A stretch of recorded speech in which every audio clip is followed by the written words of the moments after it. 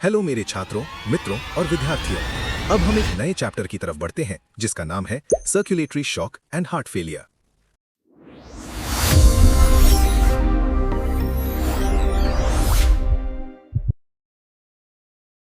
Definition. Shock एक general term है जिसका मतलब है किसी भी डिसऑर्डर की वजह से बॉडी फंक्शंस का धीमा, डिप्रेशन या बंद हो जाना। सर्कुलेटरी शॉक उस स्थिति को कहते हैं जब पूरे शरीर में ब्लड फ्लो ना काफी इनएडिक्वेट हो जाता है। ये एक जानलेवा कंडीशन है और अगर सही समय पर इलाज ना मिले तो इससे मौत भी हो सकती है। फिर धीरे धीरे मुझे समझ में आ गया कि भाई अगर इस रास्ते को फॉलो करते हैं तो अपना खात्मा बहुत बुरी तरह होने वाला है। Manifestations of circulatory shock. Shock के लक्षण। सारी तरह के सर्कुलेटरी शॉक की मुख्य पहचान ये है कि टिश्यूज, खासकर ब्रेन तक खून की सप्लाई कम हो जाती है। ब्लड फ्लो घटने का सबसे बड़ा कारण कार्डियक आउटपुट में कमी आना है। सर्कुलेटरी शॉक के लक्षण नीचे दिए गए हैं। 1. जब भी कार्डियक आउटपुट घटता है तो आर्टीरियल ब्लड प्रेशर नीचे गिर जाता है। 2. लो ब्लड प्रेशर की वजह से शरीर में रिफ्लेक्स टैकिकार्डिया, तेज धड़कन और रिफ्लेक्स वेसोकंस्ट्रिक्शन, नसों का सिकुड़ना होता है। 3. टैकिकार्डिया की वजह से दिल को आराम मिलने का समय, डायस्टोलिक पीरियड, कम हो जाता है। इससे दिल में खून कम भरता है जिससे स्ट्रोक वॉल्यूम और सिस्टोलिक प्रेशर घट जाते हैं। इस वजह से पल्स प्रेशर 20 mmHg से नीचे चला जाता है और पल्स कमजोर, फीबल हो जाती है। ब्लड फ्लो की रफ्तार कम होने की वजह से स्टैग्नेंट हाइपोक्सिया पैदा हो जाती है। 5. वेसोकंस्ट्रिक्शन की वजह से स्किन फीकी और ठंडी पड़ जाती है। 6. हाइपोक्सिया के साथ साथ शरीर के कई हिस्सों में, खासकर कान की लोबी और फिंगर टिप्स पर साइनोसिस यानी नीलापन दिखने लगता है। 7. बीपी गिरने और किडनी की नलियों के सिकुड़ने से जीएफआर और पेशाब, यूरिनरी आउटपुट, कम हो जाते हैं। 8. ब्लड फ्लो कम होने और हार्ट रीट बढ़ने से दिल की मसल्स, मायोकार्डियम की मेटाबॉलिक एक्टिविटी बढ़ जाती है। इससे बहुत ज्यादा लैक्टिक एसिड बनता है जिससे एसिडोसिस की स्थिति पैदा होती है। 9. एसिडोसिस दिल की काम करने की क्षमता, एफिशिएंसी और पंपिंग एक्शन को कम कर देता है जिससे कार्डियक आउटपुट और ज्यादा गिर जाता है। 10. इस वजह से जरूरी अंगों, वाइटल ऑर्गन्स तक ब्लड फ्लो बहुत बुरा प्रभावित होता है। 11.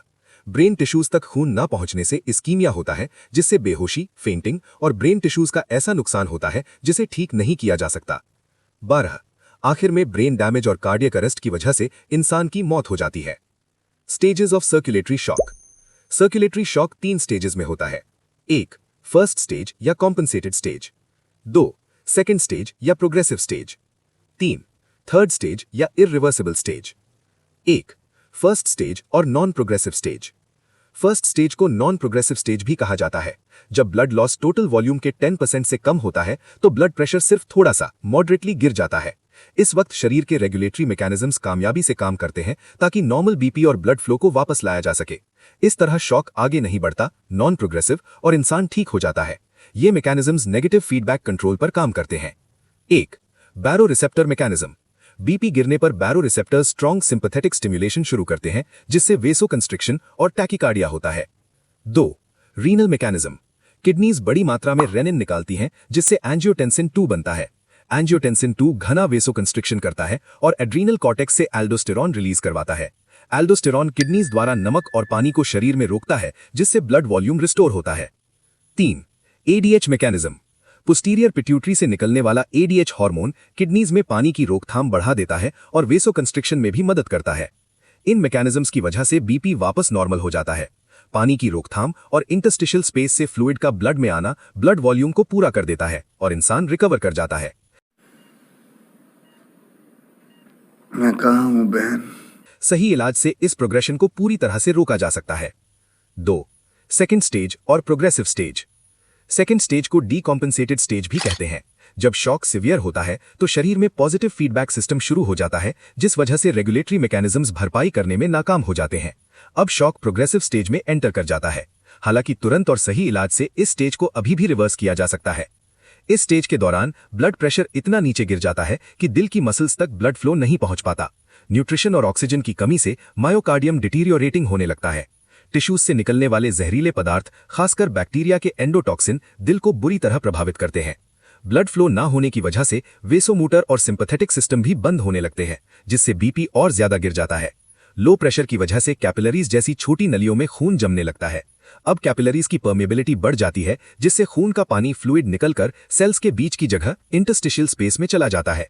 आखिर में टिश्यूज खराब होने से सिवियर सिम्टम्स दिखने लगते हैं और शॉक इररिवर्सिबल स्टेज की तरफ बढ़ जाता है। 3. थर्ड स्टेज और irreversible stage. Third stage collapse होने से पहले की आखिरी स्टेज है। इसे रिफ्रैक्टरी स्टेज भी कहा जाता है। इररिवर्सिबल स्टेज में पेशेंट को चाहे किसी भी तरह का इलाज दिया जाए, नतीजा मौत ही होता है। ऐसा इसलिए होता है क्योंकि सिवियर सेरेब्रल इस्कीमिया की वजह से ब्रेन काम करना बंद कर देता है। इस स्टेज में ब्लड प्रेशर बहुत तेजी से गिरता है, यहां तक कि बाहर से खून चढ़ाने पर भी ब्लड प्रेशर वापस नॉर्मल नहीं होता। आखिर में कार्डियक एक्टिविटी घटने और आर्टीरियोलर टोन खत्म होने से कार्डियक फेलियर हो जाता है, जिसके नतीजे में इंसान की मौत हो जाती है। इस स्टेज की डिटेल्स फिगर 11.3 में दी गई है। Types and causes of circulatory shock. Circulatory shock को मुख्य रूप से 4 टाइप्स में बांटा गया है। Shock due to decreased blood volume, खून की मात्रा कम होने की वजह से होने वाला shock. Shock due to increased vascular capacity, blood vessels की कैपेसिटी यानी फैलने की क्षमता बढ़ने की वजह से होने वाला shock. Shock due to cardiac disease, दिल की बीमारियों की वजह से होने वाला shock. Shock due to obstruction of blood flow में रुकावट आने की वजह से होने वाला shock. Shock due to decreased blood volume, hypovolaemic shock, खून की मात्रा कम होने की वजह से होने वाले शॉक को हाइपोवोलीमिक शॉक या कोल्ड शॉक कहा जाता है। यह तब होता है जब शरीर से कम 10% से 15% खून का अचानक नुकसान यानी एक्यूट लॉस हो जाए। 10% से कम खून के नुकसान से कोई बड़ा असर नहीं पड़ता क्योंकि शरीर के इमीडिएट कॉम्पेंसेटरी मैकेनिज्म्स उसे संभाल लेते हैं। हाइपोवोलीमिक शॉक के मुख्य लक्षण: कार्डियक आउटपुट में कमी आना, ब्लड प्रेशर का लो हो जाना, पल्स का पतला और धागे जैसा यानी थिन थ्रेडी हो जाना, स्किन का फीका और ठंडा पड़ जाना, सांस लेने की रफ्तार या रेस्पिरेटरी रेट का बढ़ जाना, बेचैनी या रेस्टलेसनेस महसूस होना। पैथोलॉजिकल कंडीशंस जब हाइपोवोलीमिक शॉक होता है। 1. हेमोरैजिक शॉक। ये हेमरेज यानी खून बहने की वजह से होता है। एक्सीडेंट्स जैसी स्थिति में होने वाला एक्यूट हेमरेज शॉक पैदा करता है। अल्सर्स जैसा क्रॉनिक हेमरेज आमतौर पर शॉक पैदा नहीं करता। 2. Traumatic shock. ट्रॉमा का मतलब है किसी बाहरी चोट या जख्म का लगना। इस वजह से होने वाले शॉक को ट्रॉमेटिक शॉक कहते हैं। ये मसल्स और हड्डियों के डैमेज होने से होता है, जैसे जंग के मैदान या रोड एक्सीडेंट्स में। खून के नुकसान के साथ साथ प्लाज्मा भी टिश्यूज के बीच की जगह में निकल जाता है। ट्रॉमेटिक शॉक के कुछ खास सिम्टम्स: क्रश सिंड्रोम। जब किसी इंसान का हाथ या पैर किसी एक्सीडेंट में कुचल जाता है तो किडनी फेलियर की स्थिति पैदा हो सकती है। मसल से निकलने वाला मायोग्लोबिन और जहरीले पदार्थ किडनी की ट्यूब्यूल्स को डैमेज कर देते हैं। साथ ही डैमेज्ड मसल से आने वाले सिग्नल्स किडनी की ब्लड वेसल्स को सिकोड़ देते हैं, जिससे किडनी फेलियर हो जाता है। Reperfusion injury. इसका मतलब है टिश्यूज या दिल की मसल्स का खराब होना जब पहले से रुके हुए ब्लड फ्लो को वापस शुरू किया जाए। ट्रॉमेटिक कंडीशन में दबे हुए टिश्यूज जहरीले पदार्थ रिलीज करते हैं। जब ब्लड सप्लाई वापस शुरू होती है तो यह जहर पूरे टिश्यू में फैलकर और ज्यादा नुकसान पहुंचाता है। 3. Surgical shock. ये सर्जिकल प्रोसीजर्स के दौरान या बाद में होता है। इसका कारण सर्जरी के वक्त होने वाला इंटरनल या एक्सटर्नल हेमरेज और डिहाइड्रेशन हो सकता है। 4. Burn shock. ये जलने के असर से पैदा होता है। बर्न्स में पूरे खून के मुकाबले प्लाज्मा का नुकसान ज्यादा होता है। इससे ECF वॉल्यूम और प्लाज्मा वॉल्यूम कम हो जाता है और खून गाढ़ा यानी हीमो कॉन्सेंट्रेशन हो जाता है। इस वजह से ब्लड फ्लो धीमा होकर ब्रेन तक सप्लाई कम होने से शॉक लगता है।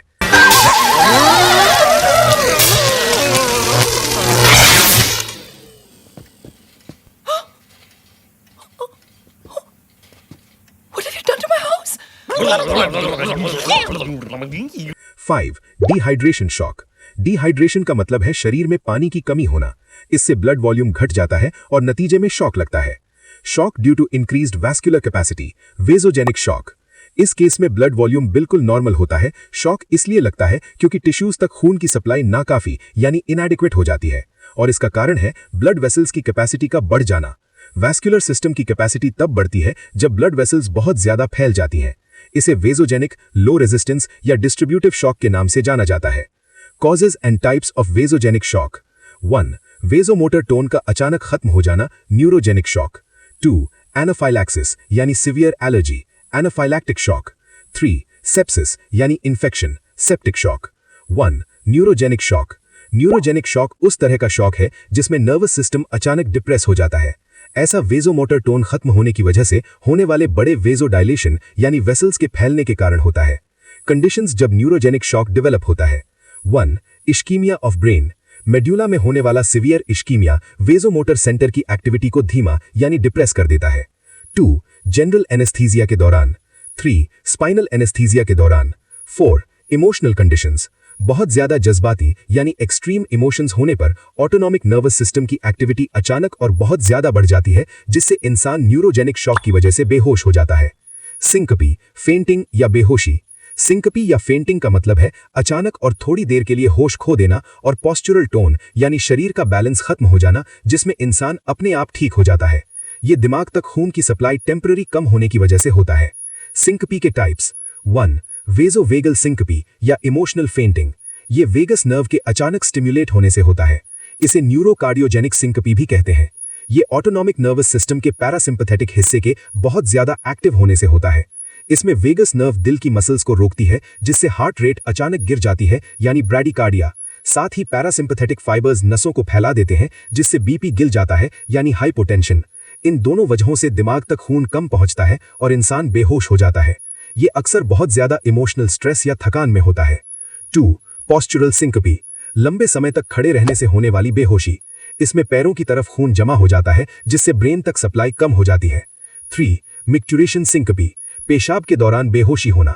ये अक्सर उन लोगों में होता है जिन्हें ऑर्थोस्टैटिक हाइपोटेंशन यानी खड़े होने पर बीपी गिरने की शिकायत होती है। 4. एफर्ट सिंकपी, एक्सरसाइज या किसी मेहनत वाले काम के दौरान बेहोशी। ये अक्सर सेमील्यूनर वाल्व्स की रुकावट यानी स्टेनोसिस वाले पेशेंट्स में होता है, क्योंकि उनका दिल जरूरत के हिसाब से कार्डियक आउटपुट नहीं बढ़ा पाता। 5. कॉफ सिंकपी, खांसी के दौरान बेहोशी। कभी कभी तेज खांसी से छाती के अंदर का प्रेशर यानी इंट्राथोरैसिक प्रेशर बढ़ जाता है, जो वीनस रिटर्न और कार्डियक आउटपुट को कम कर देता है। 6. Carotid sinus syncope, tight collar वाले कपड़े पहनने से होने वाली बेहोशी। टाइट कॉलर करोटिड साइनस पर दबाव डालता है, जिससे हार्ट रेट कम हो जाती है और वैसोडायलेटेशन से बेहोशी होती है। 2. Anaphylactic shock. एनाफाइलैक्सिस का मतलब है किसी फॉरेन प्रोटीन, एंटीजन या किसी ऐसी चीज से बहुत ज्यादा एलर्जिक रिएक्शन होना, जिसके लिए शरीर पहले से सेंसिटिव हो। इस रिएक्शन के दौरान होने वाले शॉक को एनाफाइलैक्टिक शॉक कहते हैं। ये सडन वैसोडायलेटेशन और बीपी गिरने की वजह से होता है, जो हिस्टामीन जैसे केमिकल मीडिएटर्स के निकलने से होता है। 3. Septic shock. सेप्सिस एक ऐसी कंडीशन है जिसमें खून या टिश्यूज में बीमारी फैलाने वाले ऑर्गेनिजम्स यानी पैथोजेंस या उनके टॉक्सिन्स मौजूद होते हैं। इस दौरान होने वाले शॉक को सेप्टिक शॉक या ब्लड पॉइजनिंग कहते हैं। सेप्टिक शॉक कब होता है? 1. यूट्रस या फलोकियन ट्यूब में इन्फेक्शन, अक्सर गलत तरीके से अबॉर्शन के वक्त। 2. पेरिटोनियम यानी पेट की झिल्ली का इन्फेक्शन। 3. स्किन इन्फेक्शन का फैलना, जैसे स्ट्रेप्टोकोकाई या स्टेफाइलोकोकाई बैक्टीरिया। 4. शरीर के किसी भी दूसरे हिस्से से इन्फेक्शन का फैलना। सेप्टिक शॉक दिल की कमजोरी, नसों के फैलने और कैपिलरीज की परमिएबिलिटी बढ़ने से होता है। ये सब बैक्टीरिया द्वारा छोड़े गए जहरीले पदार्थों यानी टॉक्सिन्स की वजह से होता है। एंडोटॉक्सिन शॉक, ये एक खास बैक्टीरियल टॉक्सिन एंडोटॉक्सिन या लिपोपॉलीसैकेराइड से होता है। ये नसों को फैलाता है और दिल की पंपिंग को धीमा करता है। ये मैक्रोफेजेस को एक्टिव करके साइटोकाइंस रिलीज करवाता है। ये अक्सर ग्राम नेगेटिव बैक्टीरिया जैसे कोलन बसिलाई के पेट के रास्ते इन्फेक्शन फैलाने पर होता है। ये मरे हुए बैक्टीरिया से निकलता है और यूरिनरी ट्रैक्ट इन्फेक्शन में भी हो सकता है। Shock due to cardiac diseases, cardiogenic shock. दिल की बीमारियों की वजह से होने वाले शॉक को कार्डियोजेनिक शॉक कहा जाता है। कंडीशंस जब कार्डियोजेनिक शॉक होता है। 1. अरिथमिया, खासकर वो जिनकी वजह से कार्डियक आउटपुट कम हो जाता है। 2. मायोकार्डियम की कमजोरी, इस्कीमिया की वजह से दिल की मसल्स की एक्टिविटी का धीमा पड़ जाना। 3. कंजेस्टिव कार्डियक डिजीज, दिल की ऐसी बीमारी जिसमें वो सही से ब्लड पंप नहीं कर पाता। तो साला ये दुख का खत्म नहीं होता बे। Shock due to obstruction of blood flow, obstructive shock. Circulatory system में खून के बहाव यानी ब्लड फ्लो में रुकावट आने की वजह से होने वाले शॉक को ऑब्स्ट्रक्टिव शॉक कहते हैं। कंडीशंस जब ऑब्स्ट्रक्टिव शॉक होता है। 1. ट्यूमर इन मायोकार्डियम, दिल की मसल्स में ट्यूमर का होना। 2. कार्डियक टैम्पोनाड, दिल के बाहर की झिल्ली में फ्लूइड भरने से दिल पर दबाव पड़ना। 3. एम्बुलिज्म, लंग्स की ब्लड वेसल्स में किसी एम्बुलस यानी क्लॉट या बबल की वजह से रुकावट आना। Treatment for circulatory shock. Shock का इलाज इस बात पर डिपेंड करता है कि शॉक किस वजह से यानी कॉज हुआ है। शॉक के ट्रीटमेंट के दौरान लिए जाने वाले अलग अलग कदम यानी मेजर्स नीचे दिए गए हैं। ब्लड ट्रांसफ्यूजन यानी खून चढ़ाना। बर्न शॉक को छोड़कर बाकी सभी हाइपोवोलेमिक शॉक के केसेस में पूरे खून का ट्रांसफ्यूजन किया जाता है। Plasma transfusion. Plasma transfusion Burns या उन शॉक्स में बहुत फायदेमंद होता है जिनमें पूरे खून के मुकाबले प्लाज्मा का नुकसान ज्यादा होता है। Administration of plasma substitutes. Plasma substitute एक ऐसा सोल्यूशन होता है जिसे प्लाज्मा की जगह ट्रांसफ्यूजन के लिए इस्तेमाल किया जाता है। इनका यूज तब होता है जब प्लाज्मा अवेलेबल ना हो। आमतौर पर यूज होने वाले प्लाज्मा सब्स्टिट्यूट्स हैं। ए. प्लाज्मा एक्सपैंडर्स, ये हाई मॉलिक्यूलर वेट वाली शुगर के सॉल्यूशंस होते हैं, जैसे डेक्सट्रैन। ये सब्सटेंसेस कैपिलरीज की मेम्ब्रेन से बाहर नहीं निकलते। B, concentrated human serum albumin. C, hypertonic solutions. ये इंटरस्टिशियल स्पेस से फ्लूइड को खींचकर ब्लड में ले आते हैं। Administration of sympathomimetic drugs. Epinephrine और नॉर एपिनेफ्रिन जैसे ड्रग्स न्यूरोजेनिक और एनाफाइलेक्टिक शॉक्स में काफी काम आते हैं, जो वेसोडाइलेटेशन यानी नसों के फैलने की वजह से होते हैं। ये दोनों ड्रग्स वेसो कंस्ट्रिक्शन करके ब्लड प्रेशर को वापस नॉर्मल लाते हैं। हालांकि इन्हें लंबे समय तक यूज नहीं करना चाहिए, क्योंकि ये दिल की एक्टिविटी यानी मायोकार्डियल एक्टिविटी को बहुत ज्यादा बढ़ा देते हैं। ट्रॉमेटिक और कार्डियोजेनिक शॉक्स में डोपामीन का इस्तेमाल किया जाता है। Administration of glucocorticoids. Serious conditions में ग्लूकोकॉर्टिकॉइड्स दिए जाते हैं। ये डैमेज टिश्यूज में ग्लूकोज मेटाबॉलिज्म को बढ़ाते हैं, टिश्यूज को और ज्यादा खराब होने से रोकते हैं और दिल की पंपिंग यानी मायोकार्डियल एक्टिविटी को बेहतर करते हैं। Oxygen therapy. ऑक्सीजन थेरेपी सिर्फ उन सीवियर कंडीशंस में दी जाती है जहां टिश्यूज तक ऑक्सीजन पहुंचने में बहुत ज्यादा कमी हो रही हो। बाई चेंजिंग द पोस्चर यानी पोजीशन बदलना। हेमोरेजिक और न्यूरोजेनिक शॉक के केसेस में ये सबसे पहला कदम यानी फर्स्ट मेजर होता है। हेड डाउन पोजीशन यानी पैरों की तरफ से बेड को ऊपर उठाकर लेने से वीनस रिटर्न, कार्डियक आउटपुट और ब्रेन तक ब्लड फ्लो बढ़ जाता है। हालांकि इसे बहुत लंबे समय तक नहीं रखना चाहिए, क्योंकि इससे सांस लेने यानी वेंटिलेशन में दिक्कत हो सकती है। ऐसा इसलिए होता है क्योंकि पेट के अंगों यानी एब्डोमिनल विसरा का दबाव डायफ्राम पर पड़ने लगता है। Heart failure. Introduction. Heart failure या कार्डियक फेलियर एक ऐसी कंडीशन है जिसमें दिल यानी हार्ट शरीर के सभी हिस्सों तक सही मात्रा में खून पंप करने की क्षमता एबिलिटी खो देता है। हार्ट फेलियर में लेफ्ट वेंट्रिकल, राइट वेंट्रिकल या दोनों ही इन्वॉल्व हो सकते हैं। ये अक्यूट या क्रॉनिक हो सकता है। Acute heart failure. Acute heart failure का मतलब है दिल के एबनॉर्मल फंक्शंस के लक्षण, साइंस एंड सिम्टम्स का अचानक और तेजी से शुरू होना। इसके सिम्टम्स शुरुआत में बहुत सीवियर या गंभीर होते हैं। हालांकि ये लक्षण बहुत कम समय तक रहते हैं और कंडीशन तेजी से बेहतर हो जाती है। आमतौर पर इसमें इलाज की जरूरत होती है। Chronic heart failure. Chronic heart failure वो हार्ट फेलियर है जिसके लक्षण लंबे समय तक धीरे धीरे दिखते हैं और वक्त के साथ साथ हालत बदतर होती जाती है। Congestive heart failure. Congestive heart failure एक जनरल टर्म है जो उस हार्ट फेलियर के लिए यूज किया जाता है जिसके नतीजे में लंग्स और दूसरे टिश्यूज में फ्लूइड जमा एक्यूमुलेशन होने लगता है। जब दिल अयोटा के रास्ते खून पंप नहीं कर पाता तो खून दिल में ही रह जाता है। इस वजह से दिल के चेंबर्स फैल जाते हैं और वेन्स में खून जमा होने लगता है, वैस्कुलर कंजेशन। इस कंडीशन में फ्लूइड रिटेंशन और पल्मोनरी एडिमा, फेफड़ों में पानी भरना भी होता है। Causes of heart failure. Heart failure के कारण। Depression. I am always in depression. I am always in depression. I swear on mother, I am in depression. I always have a headache. नीचे दिए गए कारण हार्ट फेलियर के आम कारण हैं। कोरोनरी आर्टरी डिजीज, दिल की नलियों की बीमारी। डिफेक्टिव हार्ट वाल्व्स, दिल के वाल्व्स में खराबी। अरिथमिया, दिल की धड़कन का अनियमित या इर्रेगुलर होना। कार्डियक मसल डिजीज, दिल की मसल्स की बीमारी जैसे कि cardiomyopathy. Hypertension, high blood pressure. Congenital heart disease, पैदाइशी दिल की बीमारी। डायबिटीज, शुगर की बीमारी। हाइपरथायरॉयडिज्म, थायरॉयड ग्लैंड्स का बहुत ज्यादा एक्टिव होना। अनीमिया, खून की कमी। लंग डिसऑर्डर्स, फेफड़ों की बीमारियां। मायोकार्डाइटिस, वायरल इन्फेक्शन, ड्रग्स या अल्कोहल वगैरह की वजह से दिल की मसल्स में सूजन। Science and symptoms of heart failure. Chronic heart failure के लक्षण। थकान और कमजोरी महसूस होना। दिल की धड़कन का तेज और अनियमित या इर्रेगुलर होना। सांस लेने में तकलीफ होना, शॉर्टनेस ऑफ ब्रीदिंग। शरीर में फ्लूइड का जमा होना और वजन बढ़ना। भूख कम लगना, लॉस ऑफ एपिटाइट। जी मचलाना, नौजिया और उल्टी होना। खांसी आना। सीने में दर्द होना अगर ये मायोकार्डियल इन्फाक्शन की वजह से हुआ हो। Science and symptoms of acute heart failure. Acute heart failure के लक्षण क्रॉनिक जैसे ही हो सकते हैं, लेकिन ये अचानक और बहुत सीवियर रूप में सामने आते हैं। जब दिल अचानक फेल होने लगता है तो फेफड़ों में फ्लूइड जमा हो जाता है, जिससे पल्मोनरी एडिमा होता है। इसका नतीजा ये होता है कि अचानक सांस फूलने लगती है, गुलाबी और झागदार बलगम के साथ खांसी आती है और दिल घबराने लगता है। अगर तुरंत ध्यान न दिया जाए तो इससे अचानक मौत भी हो सकती है। Types of heart failure. ये दिल की सिकुड़ने यानी कॉन्ट्रैक्ट करने की क्षमता घटने की वजह से होता है। इसमें राइट हार्ट, लेफ्ट हार्ट या दोनों इन्वॉल्व हो सकते हैं। इसका कारण या तो मसल्स की कमजोरी होती है या वैल्व्स की खराबी। वेंट्रिकल्स में खून तो भर जाता है, लेकिन दिल उसे पूरी ताकत से बाहर पंप नहीं कर पाता। इजेक्शन फ्रैक्शन गिरकर लगभग 20% रह जाता है। इस वजह से बॉडी और लंग्स तक कम खून पहुंचता है और ज्यादा खून वेंट्रिकल्स में ही रह जाता है। बाद में ये खून लंग्स या सिस्टमिक वेन्स में जमा होने लगता है। सिस्टोलिक फेलियर में अक्सर वेंट्रिकल बड़ा यानी एनलार्ज हो जाता है। Diastolic heart failure. ये तब होता है जब कार्डियक मसल के सख्त हो जाने की वजह से वेंट्रिकल्स सही से आराम यानी रिलैक्स नहीं कर पाते। इस वजह से वेंट्रिकल्स में खून कम भरता है और कार्डियक आउटपुट घट जाता है। राइट साइडेड हार्ट फेलियर, ये दिल के राइट साइड की पंपिंग पावर खत्म होने से होता है। राइट वेंट्रिकल जब सही से पंप नहीं करता तो खून राइट एट्रियम और ब्लड वेसल्स में जमा होने लगता है। इसकी वजह से पैरों, एंकल्स, लेग्स और पेट में एडिमा यानी सूजन आ जाती है। लेफ्ट साइडेड हार्ट फेलियर, ये दिल के लेफ्ट साइड की पंपिंग एक्शन खत्म होने से होता है। इसकी वजह से लंग्स में कंजेशन यानी खून या फ्लूइड का जमा होना हो जाता है।